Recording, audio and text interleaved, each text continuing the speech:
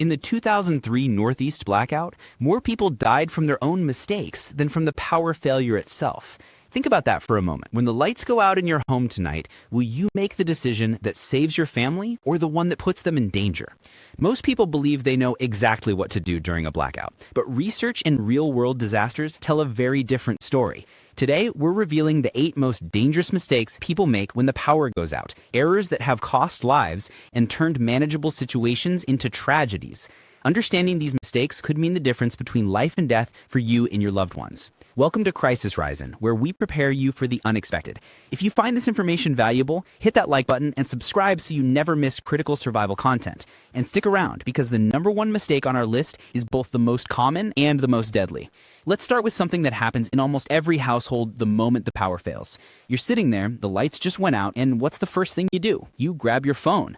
But here's the problem. You're not calling for help or checking emergency alerts. You're opening social media. You're posting updates, scrolling through feeds, recording videos of the darkened room, refreshing apps to see what others are saying. It feels harmless, even natural. Everyone wants to share the experience, seek information, or simply distract themselves from the situation.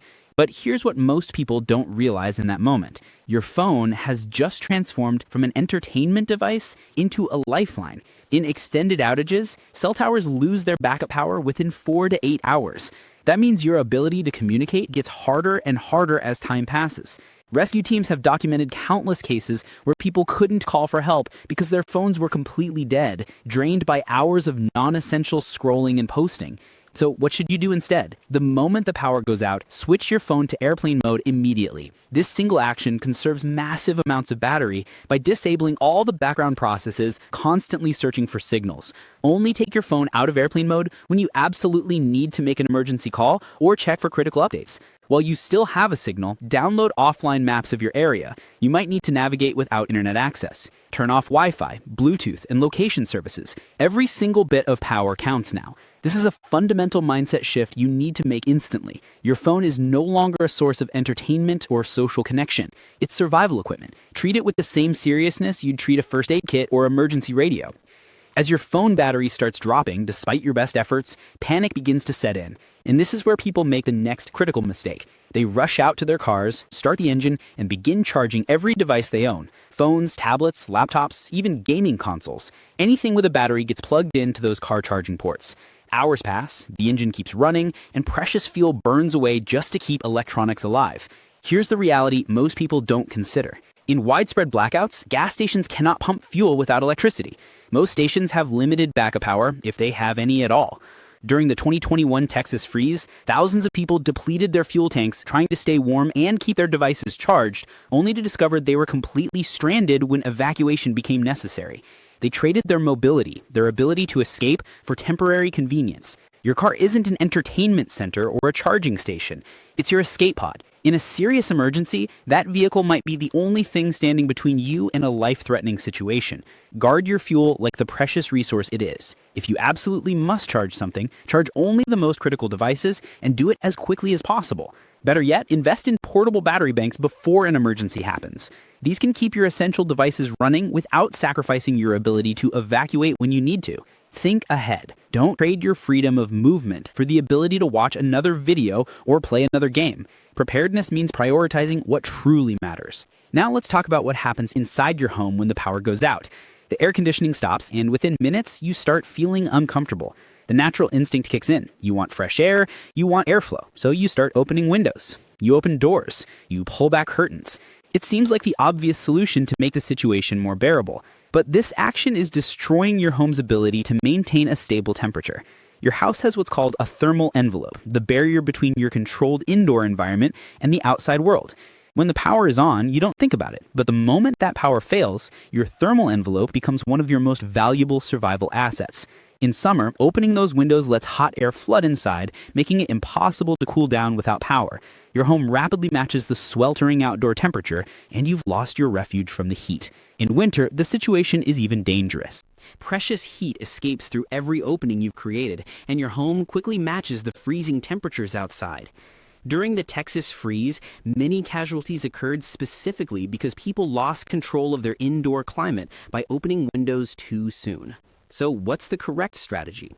In winter, keep everything sealed tight. Don't open a single window or door unless absolutely necessary. Focus on insulating one small area of your home where everyone can gather. This concentrates body heat and preserves warmth. In summer, you need to be strategic. Only open windows at night when the outside temperature drops below your indoor temperature.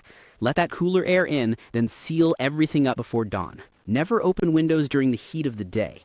Think of your home as a thermal battery. It stores heat in winter and coolness in summer. Every time you open a window or door without a strategic reason, you're draining that battery. Don't let panic override smart energy management. Your ability to maintain a survivable indoor temperature could determine whether you make it through an extended outage safely. Let's move on to a mistake that seems almost celebratory at first, but can have serious consequences. The power's been out for an hour or two, and you start thinking about your refrigerator. You've got expensive steaks in there, premium ice cream, fancy cheeses. Without power, you assume they'll all spoil soon. So what do many people do? They decide to eat everything. It becomes a blackout feast, a spontaneous party. Better to enjoy it now than let it go to waste, right? This thinking is based on a dangerous assumption that the outage will be brief. But what if it's not? What if the power stays out for days or even weeks? Those people who feasted on all their best food in the first few hours are now left with nothing but low-nutrition canned goods and crackers. Meanwhile, the people who manage their supplies strategically still have high-calorie, nutrient-dense options available. Here are the actual facts. According to USDA guidelines, a full freezer keeps food safe for 48 hours if you keep it closed. A refrigerator maintains safe temperatures for about 4 hours. That means you have time. You don't need to panic and consume everything immediately. Instead, approach your food strategically. Start with dairy products first. These spoil fastest. Then move to fresh vegetables, followed by fresh meat. Save your frozen items for last because they'll stay good the longest. Cook only what you need for each meal. Avoid waste, but more importantly, preserve your resources for the long haul. And here's a crucial point. Minimize how often you open that refrigerator or freezer. Every single time you check what's inside, you're letting cold air escape and accelerating the spoilage process. Food preservation is a genuine survival skill. Don't let panic eating undermine your long-term safety. A blackout isn't an excuse for a party. It's a test of your resource management abilities. As darkness falls during a blackout, people naturally reach for candles. They seem like the perfect solution. Affordable, available, and they provide that warm, comforting glow. Soon, candles are burning in every room, on every available surface. It feels cozy, almost romantic. But this is actually creating one of the most dangerous situations possible during a power outage. Candles are a leading cause of house fires during blackouts. People place them on unstable surfaces, near curtains and papers, in rooms with children or pets. They forget about them. They fall asleep with them burning. And here's what makes this especially dangerous during a blackout. Fire departments are overwhelmed with calls, meaning emergency response times are significantly slower. Many smoke alarms require electricity to function, so your early warning system might not work. You could have a fire spreading through your home with no alarm to wake you up and no quick response from emergency services. The statistics are sobering. Over 7,600 house fires are caused by candles annually in the United States, with dramatic spikes during power outages. These aren't just property damage incidents. These are life-threatening emergencies that could have been easily avoided. So what's the safer solution? LED flashlights and battery-powered lanterns. They provide better illumination, last far longer, and carry zero fire risk. They're more reliable, more practical, and infinitely safer. If you absolutely must use candles because you have no other option, follow these strict rules. 1 candle per room maximum. Each candle must be in a sturdy holder placed on a non-flammable surface, positioned away from anything that could possibly catch fire. Never leave a candle unattended, and extinguish all candles before sleeping. Emergency lighting should never put your home at greater risk than the blackout itself. Choose safe, reliable options and protect your family from preventable tragedy. Here's a mistake that might not seem obvious at first, but it's one of the most significant factors in determining who survives a blackout safely and who doesn't. When the power goes out, most people's instinct is to hunker down inside their own homes. They assume their neighbors are fine, handling the situation on their own. Everyone isolates and nobody communicates. This lone wolf instinct can be deadly, especially for the most vulnerable members of your community. Research consistently shows that neighborhoods with strong community networks fare dramatically better during blackouts and other emergencies. When people check on each other, share resources, and coordinate their responses, accidents decrease and health emergencies are caught early. But when everyone isolates, critical situations go unnoticed until it's too late. Think about who lives around you. There are elderly neighbors who might need help with medical equipment that requires power, single parents who might have run out of batteries or emergency lighting, people with chronic illnesses who need refrigerated medication, children home alone while parents are stuck at work.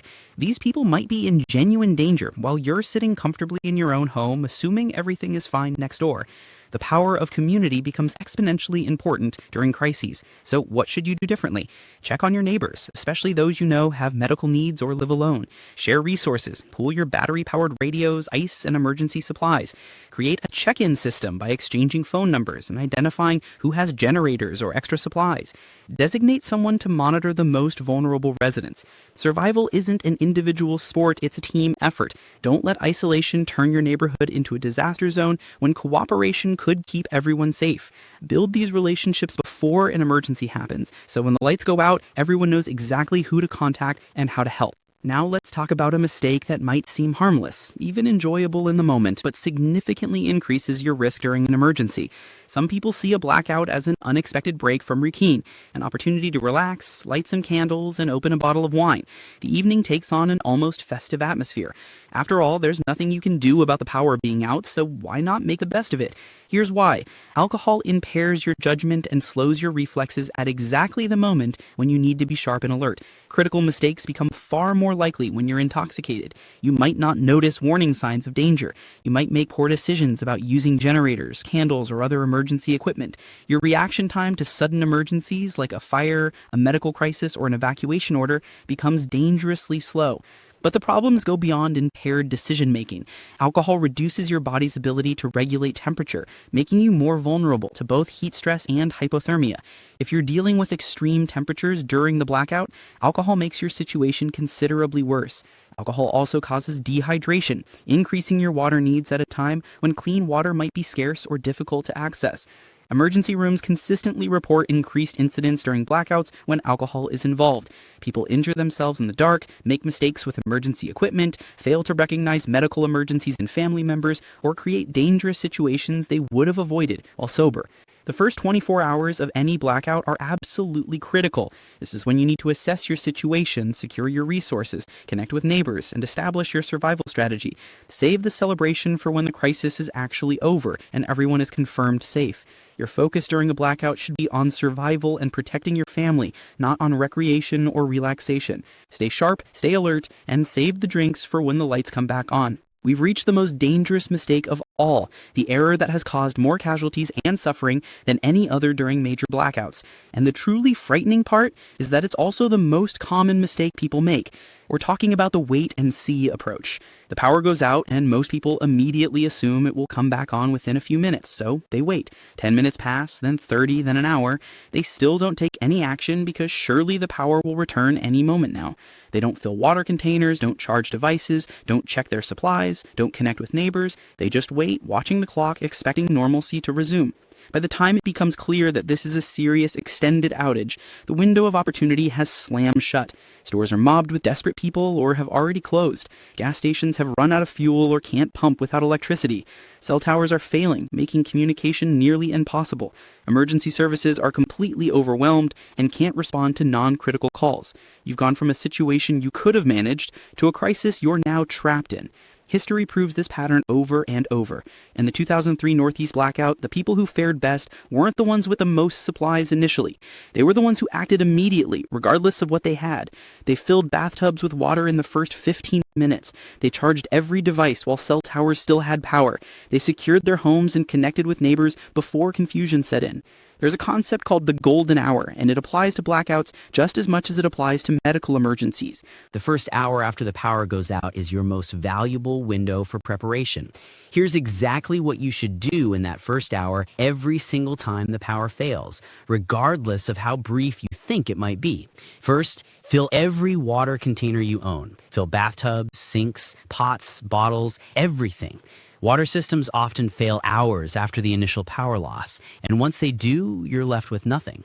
Second, charge every critical device you have. Use any available power source, car, battery banks, whatever you have. Third, secure your home. Lock doors and windows. In widespread blackouts, crime increases as security systems and streetlights fail. Fourth, check your supplies. Take actual inventory of your food, batteries, medications, and other essentials.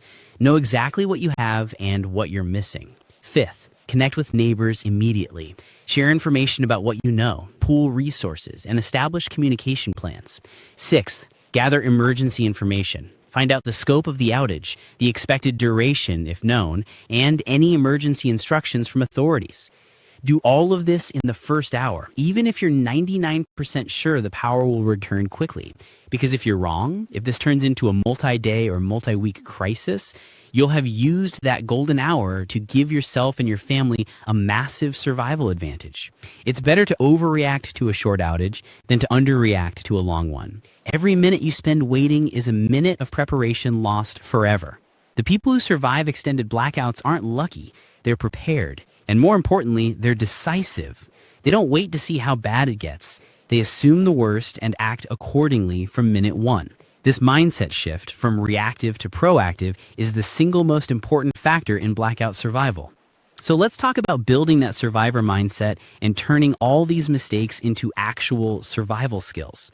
Everything we've discussed today comes down to one fundamental truth. Surviving a blackout isn't just about what supplies you have stockpiled in your closet. It's about what you do in those critical first moments after the lights go out. It's about the decisions you make under pressure. It's about your ability to think clearly when everyone around you is panicking. Start building your survival toolkit right now, before any emergency happens. Invest in LED lanterns and flashlights, enough for every room in your house. Get portable battery banks and solar chargers that can keep your critical devices running. Learn food preservation techniques and maintain a proper emergency food and water supply. But just as important as physical supplies, build community networks now. Get to know your neighbors, exchange contact information, identify who has special skills or resources, create mutual aid agreements so everyone knows what to do when disaster strikes. Consider investing in comprehensive preparedness resources. There are guides and programs specifically designed to teach self-sufficiency and emergency response. Knowledge is just as valuable as supplies, maybe more so. You can replace lost supplies, but you can't replace lost time when you don't know what to do. Most importantly, develop the right mindset. Treat every single blackout as a serious event, even if your gut tells you it will be brief. Act quickly and decisively. Don't fall into the waiting game. Don't let panic override rational thinking. And don't make the 8 mistakes we've covered today, mistakes that have turned countless manageable situations into tragedies. Blackouts reveal just how fragile our modern lives really are and how important readiness truly is. The difference between survivors and statistics isn't luck, it's knowledge combined with decisive action. By avoiding these 8 common mistakes, you can protect yourself, your family, and your entire community when the grid goes down. Remember, the clock starts ticking the moment the lights go out. What you do in that first hour determines everything that comes after. Don't wait until disaster strikes to get serious about preparedness. Don't wait to see how bad it gets before taking action. The time to prepare is right now while you still have power, water, and access to resources. If you found this information valuable, hit that like button and share this video with your family and friends. This knowledge could literally save lives. Subscribe to Crisis Horizon and hit the notification bell so you never miss critical survival and preparedness content. We're here to help you prepare for the unexpected and navigate any crisis with confidence. Stay prepared, stay safe, and we'll see you in the next video.